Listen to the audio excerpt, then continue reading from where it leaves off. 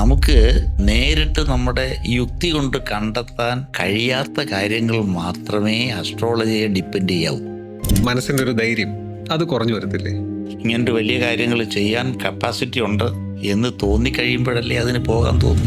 അതെല്ലാം ശരിയാക്കിയിട്ട് ഞാൻ ഇതാണോ എനിക്ക് പറ്റിയത്, ഇപ്പുറത്തേതാണോ എനിക്ക് പറ്റിയതെന്നുള്ള സംശയം വരുമ്പോൾ മാത്രമേ അസ്ട്രോളജിയെ ഡിപ്പെൻഡ് ചെയ്യാവൂ.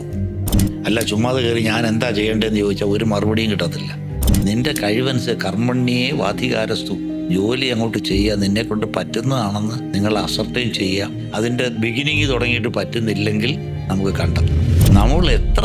നമ്മൾ ചെയ്തിട്ടും ഫലം വരുന്നില്ലെങ്കിൽ, സാധാരണഗതിയിൽ ഫലം വരാൻ സാധ്യതയുള്ളതാണ്, പക്ഷെ ഞാൻ ചെയ്തിട്ട് ഇത്രയായിട്ടും ഫലം വരുന്നില്ലെങ്കിൽ അതിൻ്റെ കാര്യം കണ്ടെത്താനേ ജ്യോതിഷം നോക്കാവൂ.